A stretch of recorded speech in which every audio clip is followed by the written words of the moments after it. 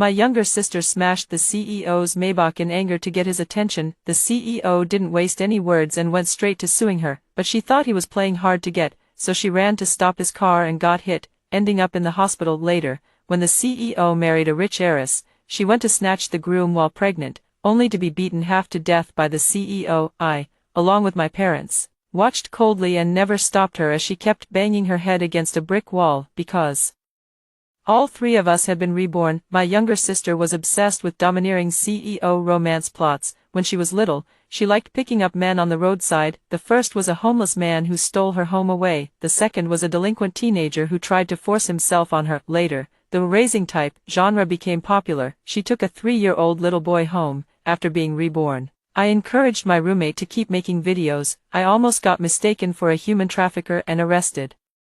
Later on, everyone said that the domineering CEO only loved naive, sweet girls. The dumber and crazier she was, the more the domineering CEO loved her, so she became a crazy woman. In her past life, her madness brought suffering to our whole family. After her college internship, to attract the attention of the domineering CEO, she picked up a brick and angrily smashed the CEO's Maybach. As a result, she did not win the CEO's favor. Instead, she received a summons, but my younger sister was thrilled.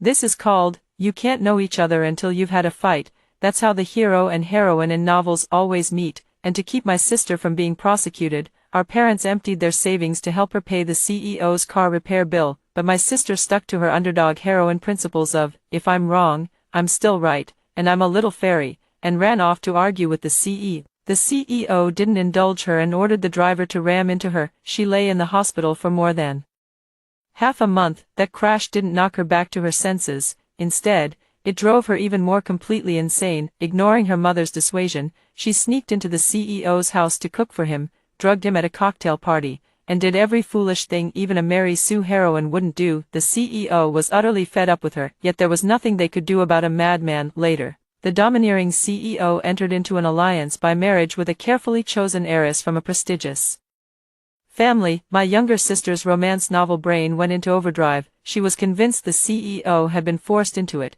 and that only she could help him escape this unhappy marriage, so she showed up at the wedding banquet with a huge pregnant belly and caused a scene, ruining the marriage alliance between the Gu and Wen families. The domineering CEO went berserk, ordered people to beat her half to death, and then had her thrown into a club to be toyed with by anyone who wanted her. My parents and I spent our fortune and begged everyone we knew for help before we finally rescued her, barely clinging to life, from that den of evil, but she shoved us away hard. She questioned why we had saved her. In the novel, the male and female leads had to go through a great deal of physical and emotional suffering before they could end up together. If the domineering CEO learned that she had been treated that way, he would definitely come to save her, then make up with her and finally live happily ever after. She felt that we had ruined her good thing, so while my parents and I were sound asleep, she locked us in the house and burned us alive. Amid the towering blaze, I could see nothing, but in my ears there clearly rang my younger sister's fierce, unrestrained laughter. You ruined my happiness, you all deserve to die.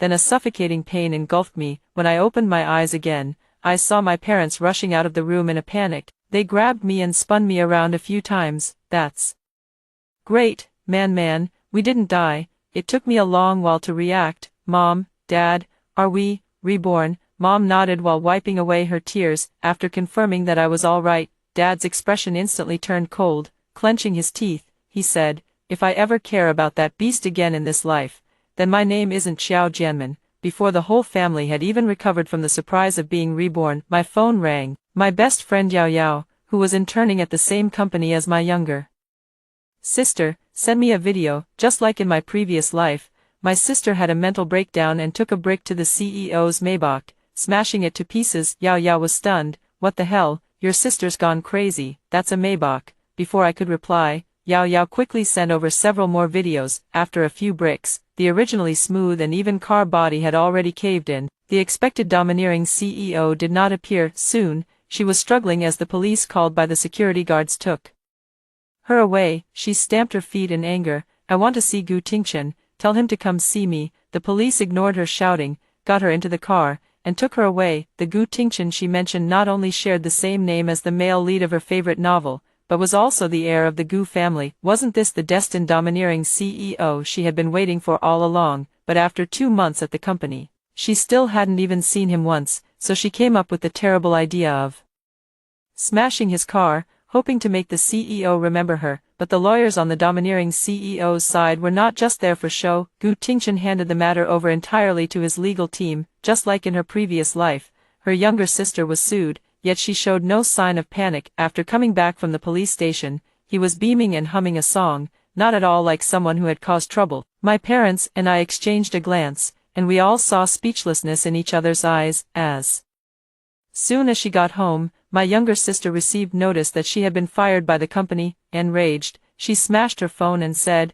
"I'm not working this crappy job anymore. Who do they think they are? Just wait until I become Mrs. Gu, and you'll see." At the same time, Gu Tingchen's lawsuit notice was delivered to the house. Along with it came the vehicle damage assessment report, with a few bricks from her younger sister. 800,000 yuan was gone. In her previous life, for the sake of that 800,000 yuan, her parents took out the savings they had built up over half a lifetime, and then scrambled to borrow money from every possible source just to help her pay it back. She was still unwilling, and kept making a fuss, saying that how could a domineering CEO possibly make her pay the money back. He was just playing hard to get with her. So this time, when my younger sister came holding the complaint, full of righteous indignation, and said, "Mom, Dad, you don't need to worry about this.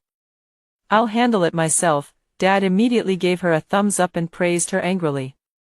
As expected of my daughter, bold and capable, my younger sister lifted her chin smugly. "Need you ask? In the future, when I become Mrs. Gu, let alone 800,000, 8 million will be nothing. Unlike my sister, who only knows how to study all day, she's doomed to spend her life working for someone else. Our family's future still depends on me. And my younger sister's idea of handling it herself was to imitate the heroine of an idol drama, run to stop the CEO's car, plant her hands on her hips, and curse him out loudly. So what if you're rich? Just because you have money, you can bully people like this. Who are you to fire me? I already know I was wrong. What more do you want?" But Gu Tingchen had no idea who she was and didn't even spare her a glance from inside the car. After 10 minutes of stalemate, the domineering CEO grew impatient and coldly gave the order, "Drive through." If the driver had not retained some shred of reason, that one move would have left her either dead or stripped of a layer of skin. My younger sister was sent to the hospital after a passerby called the police. After the police arrived, she still shielded Gu Tingchen. "We had a bit of a misunderstanding, but he didn't mean it. You're not allowed to hurt him." Everyone present looked at one another, staring at her as if she were a fool. She was still lost in her own self-moved emotion. Afterward, Gu Tingchen still did not show up. After all, in the eyes of people like them, even the biggest problems could be solved with money. What's more, she was just an insignificant crazy woman. The lawyer had dealt with her sister before and didn't waste any words. As long as she was willing to settle, the matter of smashing the car would be written off, and he would take full responsibility for all medical expenses. In her previous life, Gu Tingchen had said the same thing. As soon as her mother heard it, she was overjoyed, but her younger sister was afraid of ruining the fake image of being above money in the domineering CEO's heart, so she flatly refused. She chased the lawyer out of the hospital room. "I won't accept his charity. I'll pay him back, with interest." Because of her actions, our family, which had originally lived a fairly comfortable life, was saddled with debt, and life became difficult. During the time she was hospitalized, she even put on airs like a wealthy matron, lashing out at Mom at the slightest provocation and throwing things. So in this life, after she was hospitalized, my parents booked the nearest flight and rushed abroad for a trip without stopping, afraid she would latch onto them. I couldn't find Mom and Dad, so my younger sister could only call me and ask me to take care of her. I looked troubled. "Xiao Shui, you know this. Your sister has been busy writing her thesis lately and really can't get away." A furious roar came from the other end of the phone. "Xiao man, I'm your sister. Which is more important, your schoolwork or me?" I laughed. Didn't she have any self-awareness at all? Of course, homework is more important. A few minutes after hanging up the phone, my younger sister posted on Moments, "You can't rely on anyone, only yourself is your ultimate support." I'm so angry I could laugh. In my previous life, we followed behind her to clean up her messes, and even when she acted outrageously and caused trouble, we never once thought of giving her up. After her dream of marrying into a wealthy family shattered, she blamed all the mistakes on me and my parents, and in a fit of madness burned us to death. Whoever tries to manage her again in this life is a complete idiot. Seeing that I didn't react, she sent me another message. "Xiao man, come over now, and I'll forgive you, otherwise, don't blame me if I never acknowledge you as my sister again." I pretended not to see it. During the half-month she spent in hospital afterward, Xiao Shui posted gloomy emotional captions on her moments every single day. She had poor interpersonal relationships, so nobody was willing to spare her a glance. Her most recent moments post was uploaded yesterday. It was only 3 simple words: discharged, but until her parents' trip ended, she still hadn't gone home. Only later did they learn that she had gone to look for Gu Tingchen again. In this life, her parents didn't pay the 800,000 yuan repair bill for her, and she was unwilling to accept the terms proposed by the lawyer, because from the very beginning, she never intended to pay back the money. Rather, she wanted to use repaying the money as an excuse to get close to Gu Tingchen and become his maid. Unexpectedly, she actually managed to get in, but in less than a week, she was kicked out. She had no sense at all of being a maid. Deep down, she saw herself as the mistress of the house. On her first day of work, she offended all the servants in the villa with her arrogant attitude. She dressed flamboyantly all day long, treated the villa like her own home, wore whatever clothes she wanted, drank whatever wine she opened, and stuck to Gu Tingchen whenever she saw him. She even tried to meddle in what he ate every day. At first, Gu Tingchen didn't recognize her, until she tried to climb into his bed and was driven out of the house by the bodyguards. She shouted that she refused to leave. It was only then that Gu Tingchen realized she was the crazy woman who had smashed his car. Seeing that no one was paying attention to her,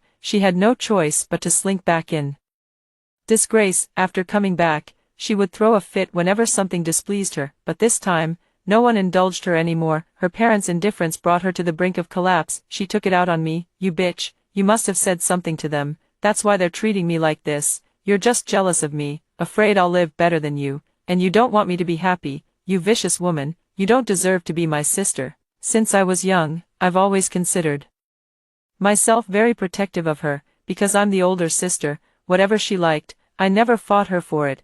Whatever I had, she had too. Whatever I didn't have, she had as well. But I never imagined that this was how she had always seen me in her heart. I gave a cold laugh, looking her over with disdain in my eyes. "What am I jealous of you for? Your inexplicable confidence, or your stupidity?" Xiao Shui's looks could at best be called delicate and pretty. She wasn't some stunning beauty, unforgettable at a glance, but people are always used to putting a filter over themselves. Xiao Shui still had a narcissistic personality, with an 800-meter thick filter built in. Since childhood, whenever a boy looked at her one extra time, she would assume that he liked her. As a result, she often became a laughingstock. Those words struck a sore spot with her. Xiao Shui's face twisted in anger. "You think you're so amazing? Someday I'll make you regret this and make you cry." Begging me, I nodded perfunctorily. You can have anything in your dreams." After being reborn, I never thought of doing anything to her to avenge my hatred from my previous life, because I knew that with her pig brain, she could easily destroy herself. Isn't this it? Just after being kicked out by Gu Tingchen, she was already rushing to throw herself back at him. That day, my senior and I went into the city to work as waitresses at a cocktail party. This was the first time, since being reborn, that I had seen Gu Tingchen. Every time I saw him, he gave me a very uncomfortable feeling, especially those tri-white eyes, cold and treacherous like a venomous snake. He was definitely no gentleman. Xiao Shui must have been crazy to set her sights on him. It was precisely for this reason that it brought her a devastating catastrophe. Suddenly, a familiar figure caught the corner of her eye. It was Xiao Shui. She really wouldn't give up. I was busy serving drinks to the guests and had no time to pay her any mind. In just a moment, she and Gu Tingchen were both gone. Half an hour later, I slipped into the lounge and answered the buzzing phone. Soon, Xiao Shui's hoarse, weary voice came through the phone. "Sis, bring me a change of clothes to the restroom on the 12th floor of the hotel." I was stunned for a moment. "Why?" Her voice was anxious. "Don't ask. I just saw you, and I know you're here." I frowned. "If you don't explain it clearly, I won't go." Who would have thought her answer would leave me unable to regain my composure for a long time? I didn't expect her to have such huge guts. She drugged Gu Tingchen. Who is Gu Tingchen? What kind of dirty tricks has he not seen before? Did she think that by getting into his bed, she could smoothly rise to the top like some naive, innocent female lead? Little did she know that after he was done with her, Gu Tingchen threw her out of the room completely naked, like a cheap disposable napkin, used and then discarded. I found her in the 12th floor restroom. Xiao Shui was hiding in a stall, and I gave her my own casual clothes. As she reached out to take it, I caught sight of the bruises covering the exposed skin of her body, and one side of her face and her lips were swollen too. It was easy to imagine what kind of brutal treatment she had just endured. Noticing my gaze, Xiao Shui simply opened the door wider, exposing her entire body to my view. My pupils contracted sharply, her body was covered in blue and red bruises. A shocking and horrifying sight, yet she shrugged it off without much concern, her gaze unwaveringly firm. Put away that sympathetic look, you should be happy for me, soon I'll be able to become Mrs. Gu.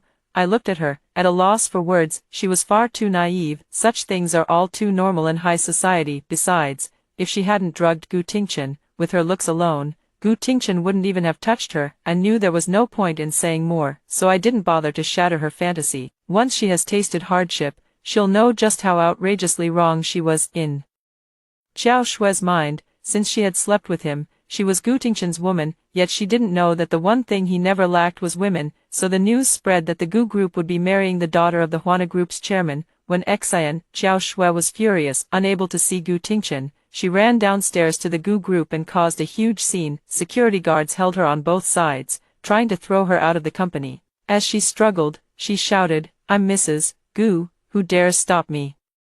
Many people in the company recognized her and gathered around whispering among themselves. Yao Yao mixed in with the crowd and sent me a video. "What's going on with your sister?" At the end, she even added a horrified expression. I, however, was used to it. Peach blossom madness. Ignore her. Since then, Xiao Shui had been leaving early and coming back late every day. Her temper also got worse and worse. Only later did I find out that she had been following Gu Tingchen's fiancé. 1. Xian was my senior at school. In my previous life, I had only ever seen her from afar at a school speech. She was an intelligent beauty, and when she was in school, many boys pursued her. Someone like Gu Tingchen was simply not worthy of her, but in Xiao Shui's mind, she felt that it was she who had schemed to marry Gu Tingchen, and that he had been forced to compromise for the sake of family honor. The truth was exactly the opposite. When Gu Tingchen took over Gu Group, the company had already been suffering losses for many consecutive years, and no matter how hard he tried, he could not reverse such a decline, so marrying into the Huan Group became a crucial step in saving the company. In this marriage, when Xian was the one who compromised and gave in, that day, just after I finished my part-time job, I saw Xiao Shui leave the house with an extremely ugly expression. Out of curiosity, I followed. Only after I saw Gu Tingchen and when Xian having a meal together did I understand what was going on. Xiao Shui walked up to the two of them and looked at Gu Tingchen affectionately. "Tingchen, come with me, I know you're being forced, and I can help you." Gu Tingchen stared at her with utter confusion and disgust. "What nonsense are you spouting now, you crazy woman?" Xiao Shui, however, seemed not to notice the look in his eyes. "I already know, don't worry, no matter what happens, I'll stay with you." Gu Tingchen's reply was, "Get lost." Xiao Shui shook her head. "No, I'm not leaving, miss.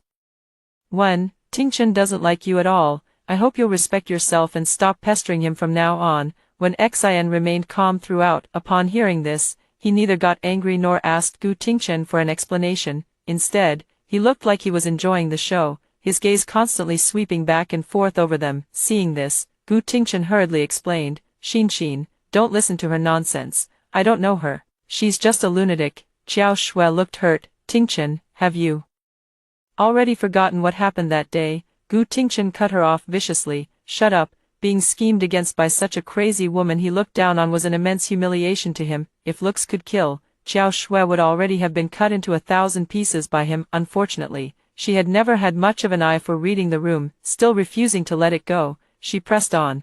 "If you don't love me, why did you sleep with me?" I didn't even know when she had become so forgetful." Gu Tingchen was almost laughed out of his anger by her. "Then that's something you should ask yourself. The kind of woman I look down on most in my life is someone like you, who will stop at nothing, since it has come to this point." When Xian also understood what was going on, Xiao Shui's eyes turned red with grievance. "Gu Tingchen, how can you say that to me? I love you." After saying that, Xiao Shui tried to step forward and grab him, but Gu Tingchen flung her away hard. "Get lost, you disgust me." Xiao Shui stubbornly wiped away her tears. "I'm not leaving unless you agree to break off the engagement with her." When Xian, who had watched enough of the show from the side, finally chimed in, she suddenly interjected, You too, I still have something to do later, so I won't keep you company acting this out here. Take your time and talk." As she spoke, she turned to look at Gu Tingchen. if you want to break off this engagement, you can do it any time. Xin, wait, he had finally managed to bring about this marriage. How could he possibly give up now, just as Gu Tingchen was about to go after her? He was tightly clung to by Qiao Shui, and could only watch helplessly as she grew farther and farther away. I silently followed in the direction she had left. I stopped her in the restroom, when Xian looked at me in confusion. You are, after I introduced myself, she looked at me with disdain. What, are you here to help your sister persuade me to break off the engagement? I shook my head. I'm not like her, I can help you, she smiled. You, what can you help me with? I know you don't want to marry Gu Tingchen, so what? I looked at her with complete seriousness. I can help you take over Huan.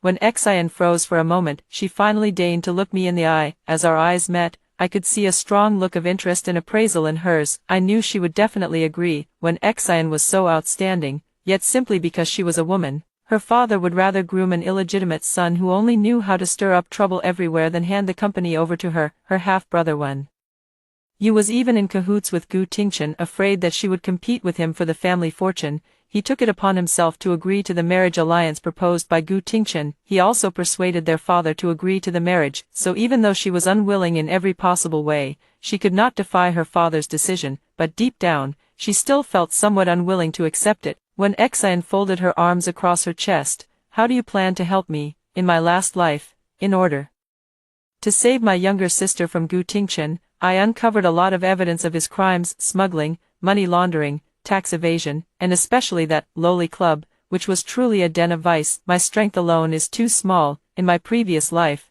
I could only save my younger sister. This time, I want to do everything I can to help them, but if I want to shake the Gu family and Gu Tingchen, I'll need Wen Xian's help. Wen Xian thought for a moment and asked me, what do you want? Of course, I'm not without my own selfish motives. After this is done, I'll be free to choose any position below general manager at Huanen. I'm about to graduate from graduate school, and with the knowledge of 2 lifetimes, I'm confident I can handle the position I want. When Xian agreed readily, deal. Only then did I let out a long sigh of relief, to keep Gu Tingchen from noticing. When Xian and his engagement banquet went ahead as scheduled, that day, after Qiao Shui disrupted their date, Gu Tingchen personally came to her door to explain, to cheer her up. He also spent over 100 million to bid on a rare pink diamond and make her happy. The outside world said the 2 families were a powerful alliance, a match made in heaven. This infuriated her younger sister. She immediately rushed to the foot of Wen Xian's company building and just happened to see me walking out of the company side by side with her. After the terms were agreed upon,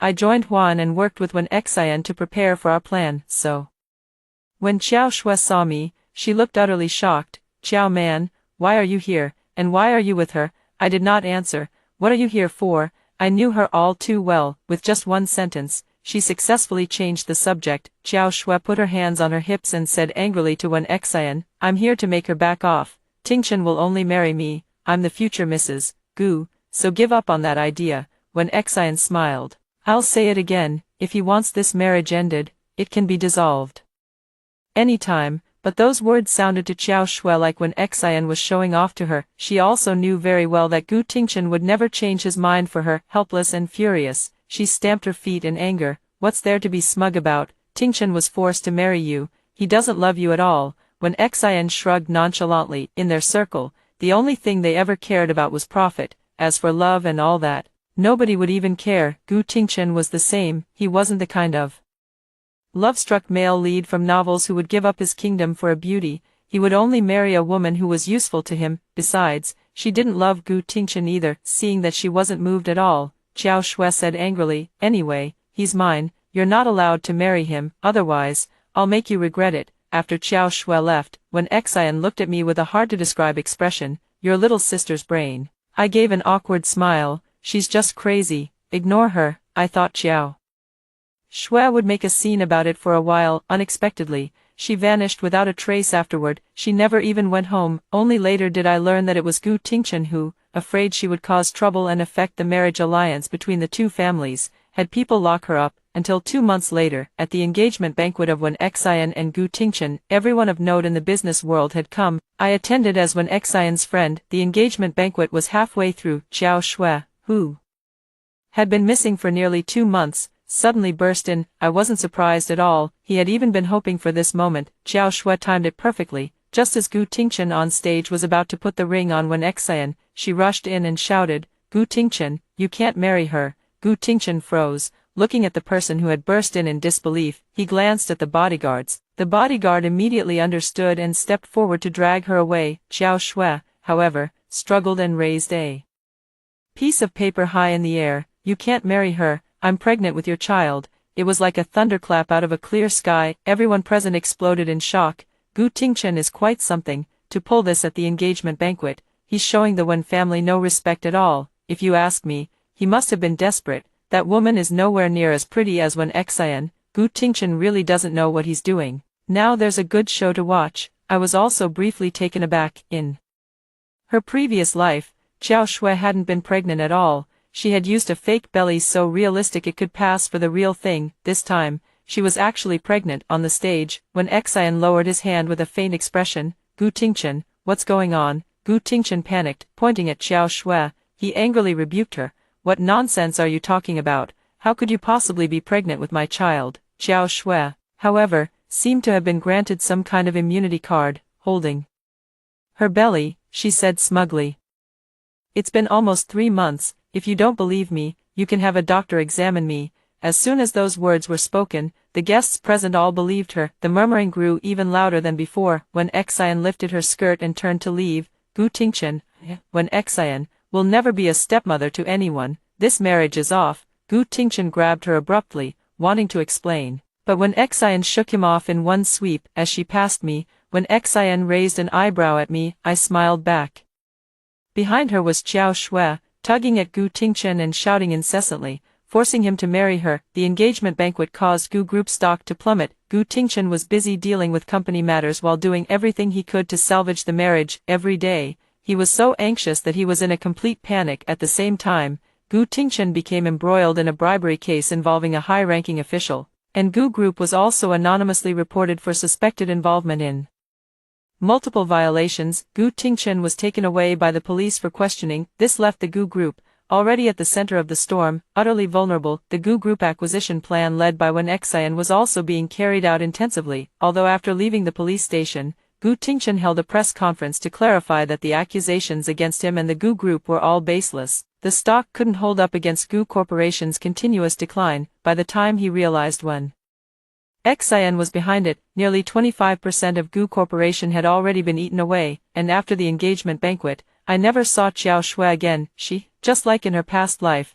was thrown by Gu Tingchen into that man-eating club. That night, I suddenly received a call from an unknown number. From the other end came Xiao Shui's broken sobs. "Sis, please save me. Gu Tingchen is going to kill me." I let out a cold laugh. "Aren't you the one who loves this kind of self-torturing, heart-wrenching drama the most? I've already granted your wish.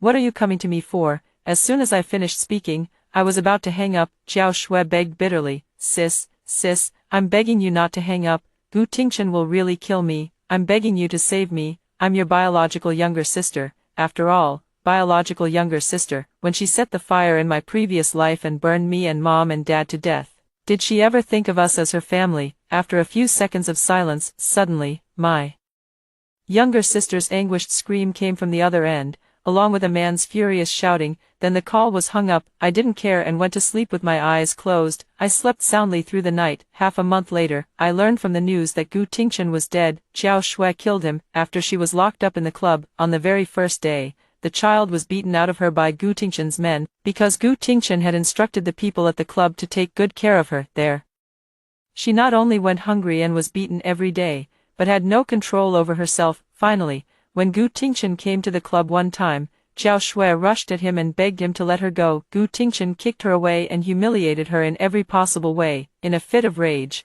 Xiao Shui grabbed a fruit knife and stabbed him. By the time the bodyguard reacted, he had already been stabbed multiple times, and blood was flowing all over the floor. The bodyguard was furious. They swarmed him and beat Xiao Shui into a vegetative state. She could only spend the rest of her life in bed. Her parents went to see her once. After being heartbroken for a few days, they quickly forgot about it. The pain she left us in her past life was unforgettable for a lifetime. Reality is different from novels. From the very beginning, she approached Gu Tingchen with a strong purpose, and she misjudged people, mistaking a wolf for a good man. In the end, she harmed others and herself. Huan Group successfully acquired the Gu Family's business. Originally, the Gu family's business should not have fallen apart so quickly, but with Gu Tingqian's passing, it suddenly lost its backbone and was plagued by negative news, so it quickly surrendered. The crimes of the Lorry Club were also laid bare before the public, and the police rescued more than 180 young girls from the club. They had all been trafficked there from various places. After being confined there, they lost their personal freedom and had no control over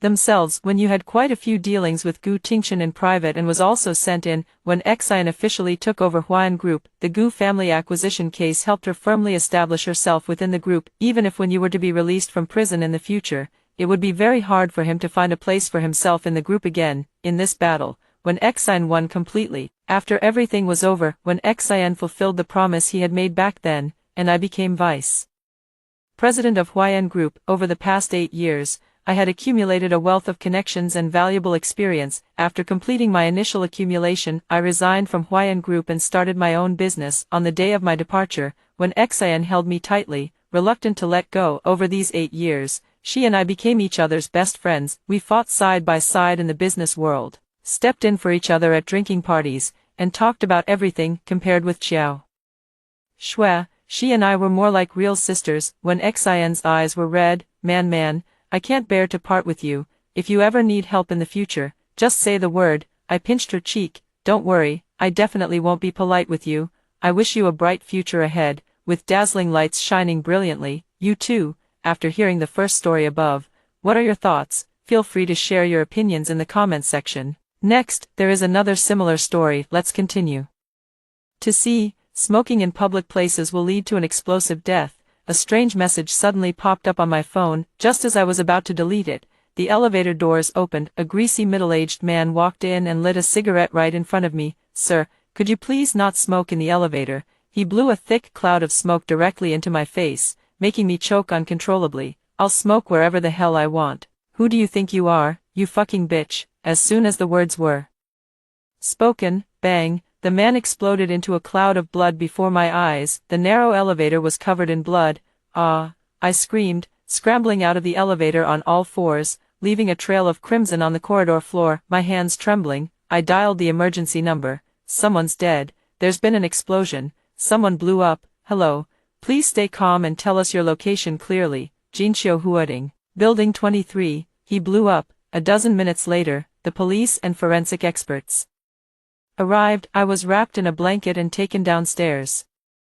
My face pale, my mind dazed. Hello, I'm Detective Lin Chen from the Criminal Investigation Unit. A male police officer in his early 30s came up to me. Can you tell me what happened? I opened my mouth, but found myself unable to say anything. Take your time, don't rush. He lit a cigarette. My voice trembled, and then, it just exploded. What? Lin Chen frowned. Really? He lit a cigarette, cursed at me, and then, I grabbed Lin Chen's sleeve. I didn't touch him, I didn't do anything. The surveillance footage was quickly retrieved. In the video, the greasy middle-aged man walked into the elevator, lit a cigarette, blew smoke at me, and insulted me. Then, his body suddenly expanded and instantly exploded into a cloud of blood mist. Had no suspicious actions.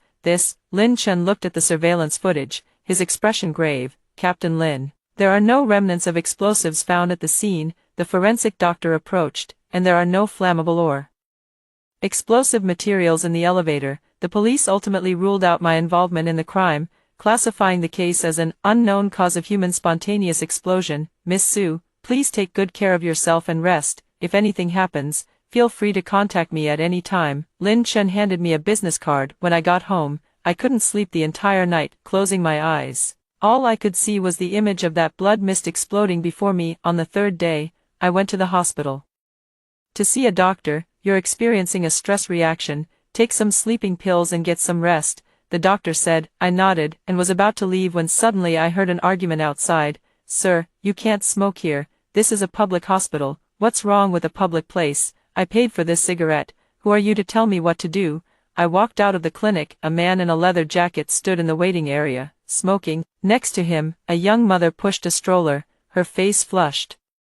There are children here. Can't you see the no smoking sign? So what if I saw? The man disdainfully exhaled a puff of smoke. You women are always causing trouble. My heart began to race wildly. No way, no way. The man took another deep drag of his cigarette, bang. The man instantly exploded into a mist of blood, the baby was scared into a loud cry, the young mother stood frozen, and the surrounding crowd screamed and scattered. That text message gave me superpowers. I locked myself at home. Too afraid to step outside, the curtains were tightly drawn, my phone was turned off, and I didn't even dare to order takeout. I searched online for human body explosion, but found nothing. However, this situation couldn't go on. I had to figure out the pattern of my superpowers. At 11 p.m., I put on a mask and a hat and went to a secluded riverside park in the outskirts of the city. The park was run down, and the streetlights were out, leaving only the moonlight to illuminate the empty path. I sat on a park bench for half an hour before finally seeing a homeless man stagger over. He fished out half a cigarette from his tattered cotton jacket, lit it, and took a deep drag. Right next to him stood a sign clearly stating, "No smoking in fire hazard area." I stood up and approached him step by step. The vagrant didn't notice me, puffing on his cigarette and humming a tune out of key. I stopped, my palms sweaty. Should I continue? I gritted my teeth and took another step forward, about 10 meters away from him. Bang! The blood mist exploded under the moonlight, splattering the park path with blood. 10 meters, the distance between me and hell. I turned and ran, sprinting all the way to the bus stop, trembling all over as I waited. On the way home, there was only one thought in my mind. I killed someone, although he broke the rules, although I didn't lay a hand on him. He truly died because of me. If I hadn't gotten close, he wouldn't have died. I struggled through the night in agony. The next morning, I turned on the TV to distract myself, only to inadvertently catch a social news report. Domestic abuser cannot be prosecuted due to insufficient evidence. Victim's wife and daughter have no way out. On the screen, a woman sat before the reporters with a girl around 7 or 8 years old. The woman's face was bruised and swollen. The girl hung her head, her eyes red and puffy. "Every time he drinks, he beats us. I've called the police so many times, but each time he claims I fell on my own." The woman choked out. "The police say there's no direct evidence, so they can only warn him. That woman, I've seen her before. She lives downstairs from me and we often run into each other. Every time we meet, she keeps her head down, hurrying past, her face always bearing fresh bruises." I remember her husband, a fat man with a bald head,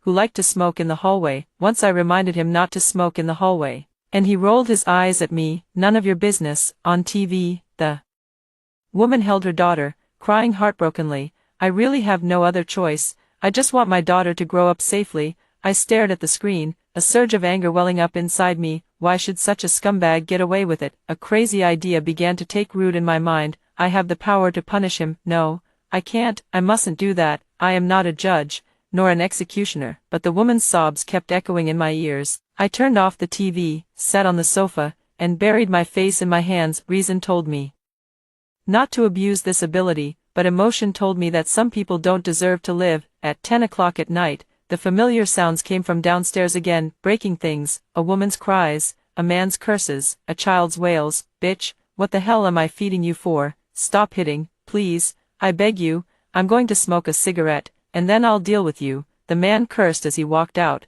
lighting a cigarette in the hallway. I opened the door and walked down one floor. He looked up and saw me, disdainfully letting out a tch. I didn't speak, just stood there quietly. He exhaled a puff of smoke in my direction. "What, you want to meddle in other people's business?" He was about to continue cursing. Bang! A mist of blood exploded in the hallway, instantly staining the walls, floor, and ceiling a dark red. The crying inside the room stopped abruptly. I immediately turned and went upstairs, closed the door, and slid down to the floor with my back against the door. My hands were trembling, my heart was racing, but a strange, inexplicable sense of pleasure welled up inside me. I had killed someone, but he got what he deserved. That night, I couldn't sleep until dawn. The next day, I turned on my computer and started searching online for those bad people who had been exposed but not punished, teachers who harassed students, perverts who abused animals, scammers who drained elderly people's pensions. I'd jot down their names, save their photos, and figure out their activity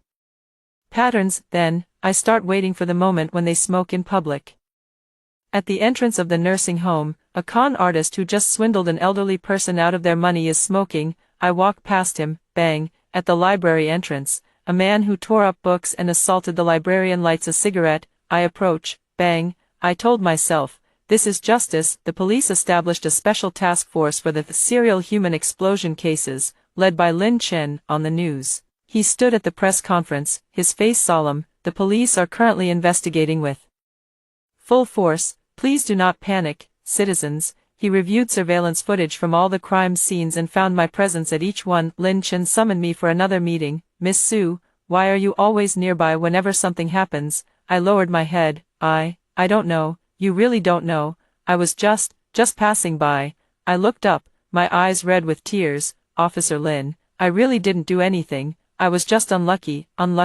Lin Chen stared at me. 7 cases, and you just happened to be at the scene each time. Ever since that elevator incident, I've been having nightmares. The doctor said I have post-traumatic stress disorder. I can't eat, I can't sleep, I can only go out for a walk. I cover my face, my shoulders trembling. I didn't want to, I really didn't want to see that blood. Lin Chen fell silent. Captain Lin, a young policeman knocked on the door and entered. The psychological doctor's diagnosis report is out. Lin Chen took the report, glanced at it, and his brow furrowed even deeper. Miss Su, you may leave, he said, standing up, but please do not leave the city in the near future and be ready to cooperate with our investigation at any time. I nodded, wiped away my tears, and hurried out of the police station. Lin Chen did not let me off the hook. 3 days later, I received his call. Miss Su, can we meet? It's not an official inquiry, just a casual chat. Okay. I agreed. The agreed-upon location was Riverside Park in the southern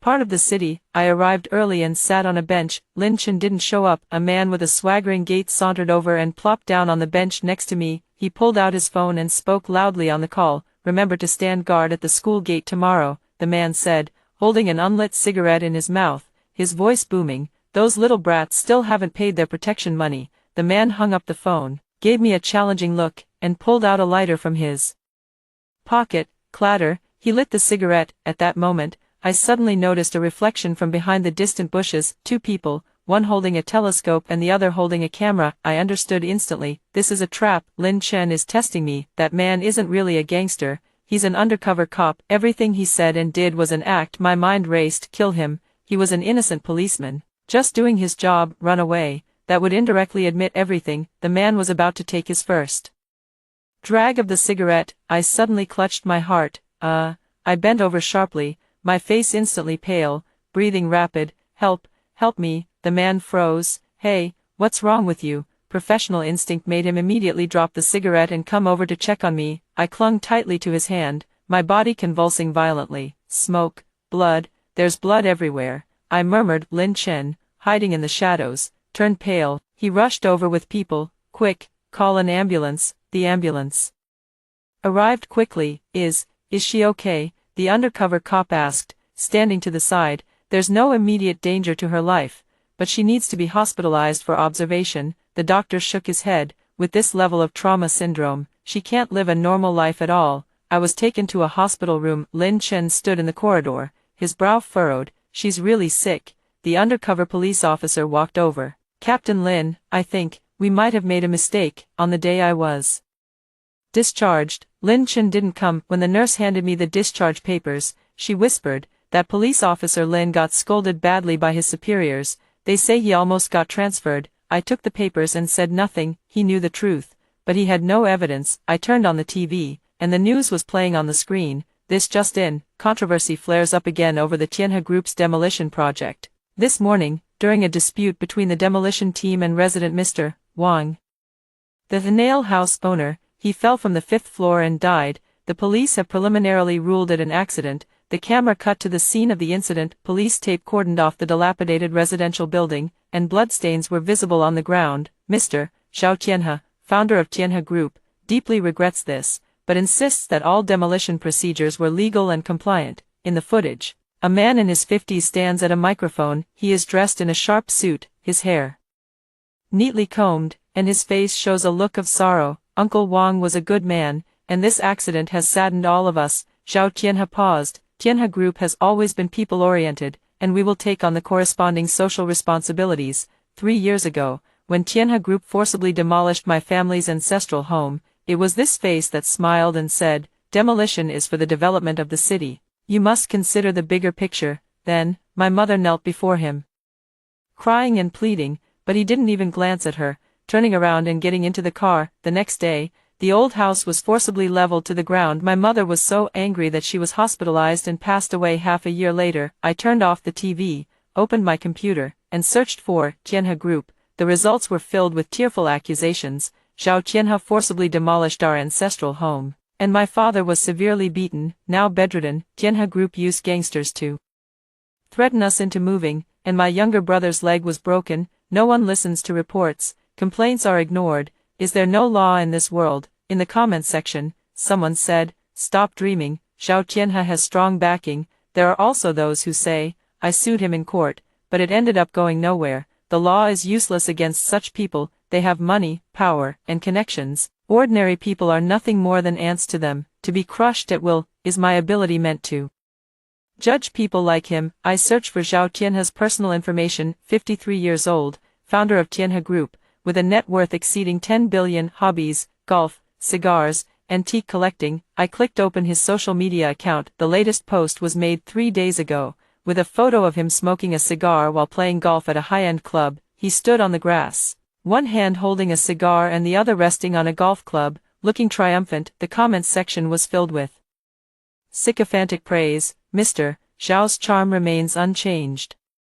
Successful people are indeed different. He's a heavy smoker. Moreover, he enjoys smoking in public places, clubs, hotels, business banquets. Everywhere there were photos of him smoking. I continued to scroll through his updates, noting down the places he frequented. Then, I began to plan. This time, I was hunting the apex predator of the food chain, for my mother, for those innocent souls crushed beneath the gears of profit, to prove that in this world, there exists a judgment more profound than the law. I got a friend to secure me an invitation to a business gala. The banquet was held on the top floor of Tianhe Grand Hotel, with the city's dazzling night view visible through the floor-to-ceiling windows. I stood in a corner wearing a rented evening gown, holding a glass of champagne. Zhao Tianhe was surrounded like the moon among stars at the center of the hall. "President Zhao, we owe the success of the last project to your guidance. Mr. Zhao, you must grace us with your presence at next week's charity auction. Mr. Zhao, I hear you've recently acquired the land in the East District." He smiled and handled these people with the composure of a successful man. I stared at him, feeling a wave of nausea. "Miss Su, what a coincidence." A familiar voice sounded from behind. I froze, turning around. Lin Chen was standing in front of me. He was dressed in dark casual clothes, holding a glass of whiskey. Officer Lin," my voice trembled slightly. "Why are you, a friend, invited me?" He smiled and raised his glass in a toast. "Your PTSD seems to be much better if you're able to attend such a crowded gala." My mind went completely blank. A friend gave me the tickets, saying it would help to get out and relax. The doctor also said I should spend more time around people. I tried to sound as natural as possible. "Is that so?" Lin Chen's gaze lingered on my face for a few seconds. At that moment, Zhao Tianhe received a phone call. He nodded apologetically to those around him and turned to head towards the viewing terrace. "The opportunity has arrived. Sorry, I need to go to the restroom," I said. "Take your time." Lin Chen sidestepped to block my path. "It's rare to run into each other. Let's chat.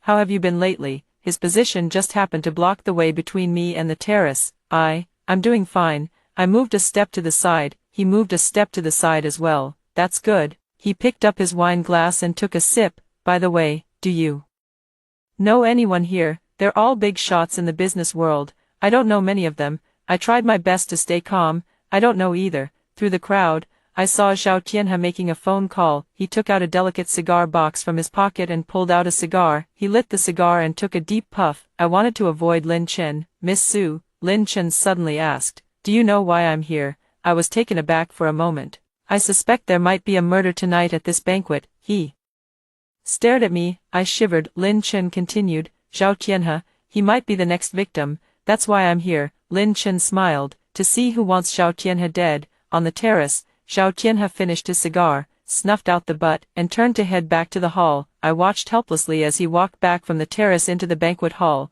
disappearing into the crowd. My first attempt, under Lin Chen's interference, ended in complete failure. "You don't look well," Lin Chen said with concern. "Is it too crowded? Is your trauma syndrome acting up again? Should I take you home?" Lin Chen extended his hand. "Don't push yourself. No need. I can manage on my own." I left the banquet early and headed towards the parking lot. Tonight's failure left me feeling somewhat unreconciled. As I approached my car, a figure was leaning against it. It was Lin Chen. He stuffed his hands in his pockets, his expression calm. Harassing a patient with complex trauma, is that your idea of justice? My justice is to ensure that no one, for any reason, crosses the law to take another's life. He took a few steps forward, 10 meters, right. My heart skipped a beat. I've studied all the cases, Lin Chen said. All the victims were within 10 meters of you. I just don't know how you did it. I took a step back. I don't know what you're talking about. Zhao Qianhe is a scumbag, I admit that, but he should be judged by the law, not turned into a bloody mist by you, the law. I suddenly laughed. Did the old man who was driven to death by forced demolition wait for the law?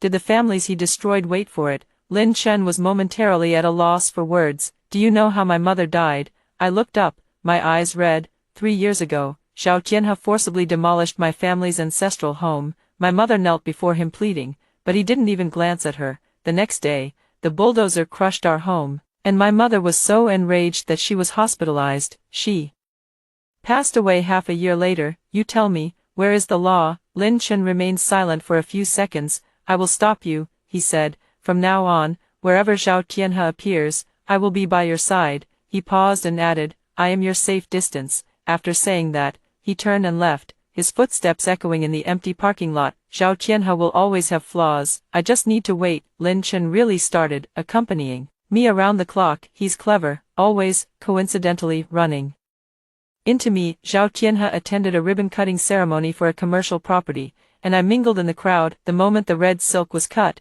I saw Lin Chen. He stood below the reception desk, arms crossed, his gaze fixed directly on me. Zhao Qianhe took the microphone to speak, holding an unlit cigar between his fingers. After finishing his speech, he habitually pulled out a lighter. I started to push forward. Lin Chen immediately made his way through the crowd, arriving by my side with a smile. Miss Su, what a coincidence to meet again, he said. I gritted my teeth. Yes, what a coincidence. Zhao Qianhe lit his cigar, took a deep drag, and the surrounding crowd began to applaud. The distance between him and me was about 11 meters, just one more meter. I tried to move forward, but Lin Chen subtly took half a step to the side, perfectly blocking my path. I stared at him intently. Officer Lin, following me like this, wouldn't that be an invasion of personal privacy? I'm not following you. Lin Chen spread his hands. I'm here on official business. At events like ribbon-cutting ceremonies, the police need to maintain order. He spoke without leaving any room for doubt. The next day, I staked out the cafe downstairs from Zhao Qianhe's company. Just as I finished ordering my coffee and sat down, Lin Chen pushed the door open and walked in. He carried an Americano and sat directly across from me, unfolding a newspaper. I stared at him. You really do have a lot of free time. I'm on leave today, he replied without looking up. Just came here for a coffee. Do you mind? I didn't say anything through the glass window. I saw Zhao Qianhe's car parked at the entrance of the building. He got out of the car, cigar in mouth, and walked towards the building. I stood up. Lin Chen also stood up. Where are you going? He asked. You're following me to the restroom too? No need. He sat back down. But the restroom is in the other direction. He pointed behind me with his hand. I gritted my teeth and headed towards the restroom. While Zhao Qianhe had already entered the building, the opportunity is gone again. The week that followed saw this cat-and-mouse game continue. Every time I got within 10 meters of Zhao Qianhe, Lin Chen would appear, using various methods to keep me at least 10 meters away. The closest I came to success was at a private gallery. Zhao Qianhe came to appreciate an ancient painting, and I pretended to be a visitor to blend in. The gallery was small, with only 5 or 6 people. I stood in the corner, watching Zhao Qianhe pause in front of the painting. He took out a cigar box, lit a cigar. I took a few steps forward. At that moment, the door of the gallery was pushed open. Lin Chen walked in. Seeing Zhao Qianhe, he quickly approached. Mr. Zhao, what a coincidence. A friend of mine wants to discuss a collaboration with you. Do you have time? As he spoke, he had already grabbed Zhao Qianhe's arm and was leading him towards the door. Zhao Qianhe looked utterly confused. Which friend? He's outside. I'll take you there. They walked out of the gallery. I stood at the back, fuming and stomping my foot. I was so close to success. Lin Chen's company made it impossible for me to move forward. Every time I approached Zhao Qianhe, he would appear on time, like an invisible wall, separating me from Zhao Qianhe. What's worse, Zhao Qianhe started to become vigilant. He was surrounded by many bodyguards in black suits. I had to change my strategy. That night, I turned on my computer and searched For Zhao Tianhe's recent activities, a message popped up on the screen. Zhao Tianhe, founder of Tianhe Group, will attend a charity interview live stream this Friday, discussing corporate social responsibility. I clicked on the preview page of the live streaming platform, and the comments section was already in an uproar. Zhao Tianhe, the one who forcibly demolished the homes of holdouts. Charity, does he deserve it? My family was also forcibly evicted by him. This man is a devil in human skin. I dug up a news article from 3 months ago. Nail House resident Uncle Wang dies in fall. The report included a photo of the deceased's daughter, a woman in her 30s with swollen, red eyes, tightly clutching her father's portrait. I found Wang Mei's contact information. The phone call connected. Hello. Her voice sounded exhausted. Miss Wang, I am someone who has also been hurt by Tianhe Group. I used this to ease her concerns. Do you know that Zhao Tianhe is going to be on a charity interview live this Friday? There was silence on the other end of the line for a few seconds. I know, so what? Her voice was filled with despair. He's rich and powerful. I can't win against him, and no one will believe me if I speak out. What if someone does believe you? I said. What if the whole country sees it, hears it? Can he still cover it up then? What do you mean? I know a journalist who has been following cases of forced demolition and rights protection. I sent her the prepared contact information. Your father's death should not go unnoticed. This is the only chance to let him explain to the national audience why your father fell from the building. What can I do? Find this journalist, and let public opinion handle the rest. The next day, things began to escalate. A lengthy article titled, Unmasking the Hypocrisy of the Philanthropist, went viral online. The article meticulously detailed the various misdeeds in Zhao Tianhe's forced demolition projects, accompanied by photos of Uncle Wang's death and a video of his daughter's tearful account. The number of shares surpassed 100,000 within 2 hours. The blood-stained philanthropist topped the trending searches. Mainstream media followed up with reports. Zhao Tianhe's PR team issued a statement overnight in an attempt to clarify, but the comments section was filled with abuse. You can't whitewash this. Just get out. Boycott Zhao Tianhe. How dare a murderer talk about charity? The organizers of the interview program were caught in a dilemma. Canceling the live broadcast would be equivalent to admitting that Zhao Tianhe had issues. Continuing the broadcast would only increase the pressure from public opinion. In the end, Zhao Tianhe made an arrogant decision. Bring this Wang Mei here, he said to his assistant over the phone. I want to confront her face to face. I want everyone to see what evidence these people who are slandering me have. The news caused another online uproar. Zhao Tianhe to confront the victim's daughter. Wow, are they going to air their dirty laundry live? A must-watch. Friday night at 8, I contacted Wang Mei, expressing my willingness to accompany her to the TV station as a volunteer. Really, you're willing to accompany me? Her voice trembled on the other end of the line. Of course, I said. You're alone and at a disadvantage. I also want to do something for your father. Thank you, she choked with emotion. On the afternoon of the live broadcast, Wang Mei and I arrived at the TV station. Zhao Tianhe was surrounded by a group of people, black-clad bodyguards, suited assistants, and a public relations team. He wore a confident smile, as if attending a debate where victory was already assured. Miss Wang, you're here. He greeted Wang Mei with an unchanged smile. Welcome, we have a lot to discuss today. Wang Mei was a bit timid. I supported her. It's okay, I'm here. Zhao Tianhe's gaze swept over me. Pausing for a second, his brows slightly furrowed. And this person is? The assistant asked. It's my sister, she came with me, Wang Mei said first. Zhao Tianhe stared at me for a few seconds before finally looking away and turning towards the studio. At that moment, Lin Chen appeared. He walked up to me in casual clothes. Unhurriedly, I feigned surprise. Officer Lin, you're here too.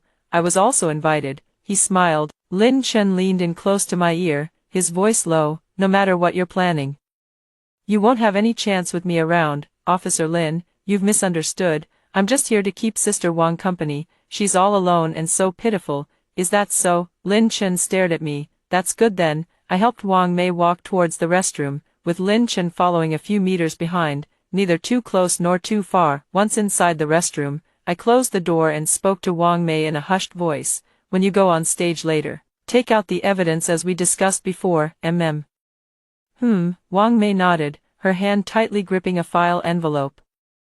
But there's one more thing. You need to make a request. What request? Have him bow and apologize at the place where your father fell to his death, in front of the whole nation. Wang Mei was stunned. Would he agree to that? I smiled and said, it doesn't matter whether you agree or not, we just want to push him to the edge. At 8 o'clock in the evening, the live broadcast began. The host sat on the left, Zhao Qianhe on the right, with an empty seat reserved for Wang Mei in the middle. The audience was filled with media reporters and special guests. I sat in the back corner, with Lin Chen beside me, always maintaining a distance of 3 meters. The host smiled as she opened the show. Today, we are honored to have Mr. Zhao Qianhe, the founder of Qianhe Group, and Ms. Wang Mei. The camera switched. Zhao Qianhe nodded to the camera, his expression sincere. Wang Mei lowered her head, her hands tightly clenched. Mr. Zhao, there have been many doubts about you on the internet recently. How do you see this? The host asked. I understand the doubts, Zhao Qianhe sighed. After so many years in business, misunderstandings are inevitable, but I want to say that every project of Qianhe Group is legal and compliant. He paused and looked at Wang Mei. I am also deeply grieved about Uncle Wang's situation, but it was an accident, not something caused by us. Nonsense. Wang Mei suddenly stood up, tears instantly streaming down her face. You call it an accident? My father was driven to a dead end by you. He jumped from the 5th floor, and you call it an accident? Ms. Wang, please calm down, the host said. I can't calm down. Wang Mei opened the file bag and threw its contents onto the table. This is the suicide note my father wrote before his death, and this is the recording of your company threatening him. It was you who drove him to it. The barrage exploded. Holy shit, it's confirmed. What else can Zhao Qianhe say? Is this even called an accident? Zhao Qianhe's face looked a bit grim, but he quickly regained his composure. These things can be forged. Forgery, Wang Mei shrieked. Zhao Qianhe, are you even human? She almost rushed forward but was held back by the staff. I sat in the audience, intently watching the stage. Lin Chen, on the other hand, was intently watching me. The host tried to regain control of the situation. Ms. Wang Mei seems quite emotional. Let's take a commercial break to allow Ms. Wang Mei to calm down. The first advertising slot during the live broadcast. Zhao Qianhe stood up from his seat, his face dark.